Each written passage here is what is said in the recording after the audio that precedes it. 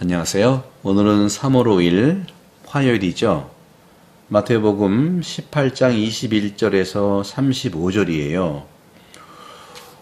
오늘은 이 하느님 앞에서의 이제 회개인데, 오늘 베드로가 다가와서 주님, 제 형제가 저에게 죄를 지으면 몇 번 용서해 줘야 합니까? 7번까지 해야 합니까? 하고 물었어요. 그러자 7번이 아니라 77번까지라도 용서해야 한다 하면서 하나의 비유를 얘기를 했죠. 그 자기 신하들, 하늘나라는 자기 종들과 셈을 하는 어떤 임금에 비길 수 있는데, 임금이 셈을 시작하자 10,000달란트 빚진 사람이 끌려왔고, 그러니까 탕감을 해줬어요. 근데 이 10,000달란트 탕감받은 이 종이 자기에게 100데나리온 빚진 동료들을 만났는데 아주 막 흔들어대는 거예요. 그래서 다시 이제 왕은 이 종을 붙잡아가지고, 이 악한 종아, 네가 청하기에 나는 너에게 빚을 탕감해 줬는데 내가 너에게 자비를 베푼 것처럼 너도 그렇게 했어야 되는 거 아니냐 하는 거예요. 그러면서 화가 난 주인은 그를 고문 형리에게 넘겨 빚진 것을 다 갚게 했어요. 그러면서 너희가 저마다 자기 형제를 마음으로부터 용서하지 않으면 하느님 내 아버지께서도 너희에게 그와 같이 하실 것이다. 강력한 말이죠. 우리가 심판 어떻게 받냐? 내가 한 대로 심판받게 돼 있어요. 동방에서는요, 왕의 권력이 신화적 기원을 가지고 있었죠. 이 왕의 기능은 신성적인 것으로 간주됐죠. 신성. 왕은 그래서 신성한 명예를 항상 요구했어요.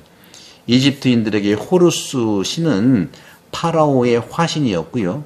바빌론 사람들에게 마르둑 신은 우주의 창조자였고, 그리고 바빌론 왕은 자신이 온 땅의 주인이라고 믿었어요. 이렇게 하느님의 백성, 즉 신민들에게는 땅이라고 하는 거, 우리가 살고 있는 땅이 바로 하느님의 약속, 신탁으로 주어졌을 뿐이고, 그들은 그것을 왕에게 보고해야 돼서, 왕이 신이 대리자고 신이니까. 하지만 성경은 그렇게 말하고 있잖아요. 성경은 전혀 다릅니다. 성경은 그런 믿음을 받아들일 수 없어요. 그런 점에서 유다의 이스라엘 하느님 자신이 바로 진정한 이스라엘의 왕이라는 것이죠.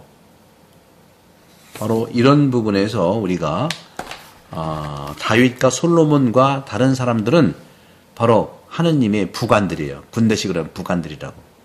그렇기 때문에 다윗은 자신을 종이라고 부른 거예요. 다른 사람들과 마찬가지로 다윗도 자신에게 맡겨진 역할에 대해서 하느님께 답변을 해야 되는 거예요. 나도 우리 본당 여러 가지 이런 사목적인 거, 특히 성전을 완성하고 기도 공헌하는 거 백성들에게 물어봐서 결정했지만 그것을 주님께 항상 대답을 해야 되는 거. 이거 과연 주님의 뜻대로 하는지. 이러한 오늘의 비유는요, 사고방식의 표현인데, 오늘날 절대 권력의 개념은 더 이상 존재하지 않아요. 왕이 실질적으로 사라졌고, 모든 것이 왕의 소유인 땅을 더 이제는 상상할 수 없어요. 그 때문에 구식이라고 생각하는 사람도 있겠죠. 대신에 왕과 신하들의 이미지는 항상 현존적이고 현재적이에요. 우리가 하는 모든 일에 있어서 대한 우리의 모든 일, 저도 마찬가지로 책임감을 각성해야 되고, 이런 것들을 이 복음은 암시하는 거예요. 우리 각자가 하느님으로부터 책임감을 느껴야 되는 것이죠. 작년 여름인가요? 새만금이 거기에서 스카우트 전 세계 잼버리 대회가 있었잖아요. 그래서 참 안타까운 일이 많이 있었는데, 스카우트의 창시자가 바덴 파웰이라는 사람입니다. 바덴 파웰. 근데 이 사람은요, 스카우트를 왜 만들었느냐? 그 목적이 뭐냐? 청소년 교육에서 바로 책임감의 각성, 즉 책임감 인식의 중요성을 실제로 보여주는 거예요. 그러니까 각자가 스스로 다 하는 것이죠. 오늘 10,000달란트 빚진 자에게 100데나리온 진 친구를 종부리듯이 했잖아요. 종이 친구를 종부리듯이 한 거예요. 종이라고 하는 단어를 부정적인 의미로 읽어서는 안 됩니다. 당시 도시의 총독조차도 왕 앞에서는 종이었어요. 여기서 말하는 종은요, 10,000탈란트 빚진 사람을 말하는 거예요. 다시 말하면 오늘날 그 종이라고 하는 그 사람은요, 수십억의 빚진 사람이었던 거예요. 이런 일은요, 오늘날 정치 생활에서도 종종 일어납니다. 제가 뭐 정치 얘기하는 건 아닌데, 이 복음 자체가 상당한 사회적 또 공동체적 기준을 정해주기 때문에 선출직, 특히 투표를 해서 국민의 봉사자가 될 사람들은요, 정량평가보다 정성평가가 중요합니다. 제가 얼마 전에 말씀드린 것처럼 저희 신학교에서도 훌륭한 목민관, 사제가 돼야 되잖아요. 정약용도 목민심서를 썼잖아요. 양의 보이는 것에 의한 평가는요, 부풀리고요, 거기에 보이는 것이 전부입니다. 그런데 정성평가는 그 사람의 인성, 백성을 대하는 태도, 회의하는 데 사람을 존중하는 거, 함부로 하지 않는 거, 그것이 기준이 돼야 되고 그것이 바로 선진국의 가장 기본인 거예요.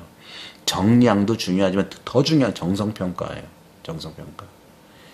정량의 퀀티티, 양 중심이란다면 정성은 퀄리티, 질 중심으로 가야 된다. 질은 잘 안 보여요, 여러분들. 겉으로 보는 것에 허술을 우리가 많이 식별을 해야 된다는 말씀 드리고 싶고요. 그런 점에서 신문에서 보게 되면 뇌물이라든가 절도 이런 소식들이 보도되고 있잖아요. 우리는 이것을 읽을 때 분개하고 부패를 내가 허용하는 것처럼 느껴지는 거예요. 하지만 오늘의 비유는요, 또 다른 측면을 강조하는 걸 분명히 목표로 하는 겁니다. 세상의 왕, 우주의 왕이신 하느님 앞에서 우리 모두는 부패한 종, 부패한 고용인이 될 수 있다는 거예요. 그렇다는 거예요. 우리는 죄인인데 교황님도 그랬잖아요. 당신 누구야? 나는 죄인입니다. 하지만 사랑받는 죄인이다. 하느님으로부터. 우리 중에 누가 하느님께서 주신 은사를 선한 일에 사용했다고 장담할 수 있겠어요?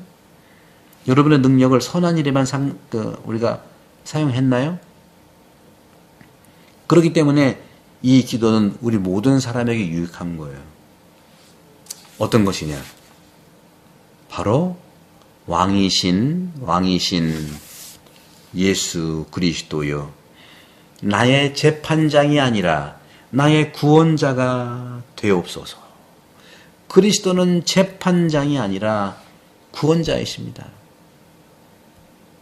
우리나라에서도요, 사제는 재판관이 아니고 구원자고요. 또 정당하게 판사도요, 재판관의 측면은 뭐냐? 왜 심판을 잘해야 되냐? 살리기 위해서 하는 거예요. 살리기 위해서. 죽이기 위해서가 아니라는 거죠. 그러면서 오늘 그 복음에서 그 왕이 그 종한테 하는 말을 들어보세요. 여기 보게 되면 이 악한 종아, 네가 청하기에 나는 너에게 빚을 다 탕감해 주었다. 내가 너에게 자비를 베푼 것처럼 너도 네 동료에게 자비를 베풀었어야 하지 않느냐. 내가 종인 너에게 자비를 베풀었는데 너는 친구한테도, 종도 아닌 친구한테도 자비를 베풀어줘야 되지 않느냐 하는 거예요. 친구는요, 서로 닮아야 된다고 하잖아요. 닮는 게 친구예요. 하느님의 친구가 되려면 하느님 그분을 닮아가라고 노력을 해야 되는 거 아닙니까? 우리 그리스도인들은 그리스도를 닮아야 되는 거 아니에요?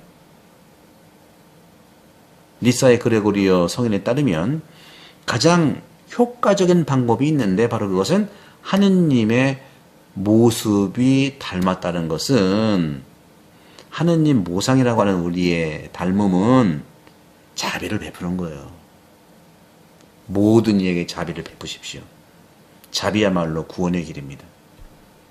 자기의 어떤 짧은 식견을 가지고 그 잣대로 사람을 재단하지 마십시오. 자비로운 사람은요, 연민을 느낄 수 있는 마음을 갖고 있는 거예요. 다른 사람의 심각성을 공유하고 슬퍼할 줄 아는 사람을 얘기하는 거예요.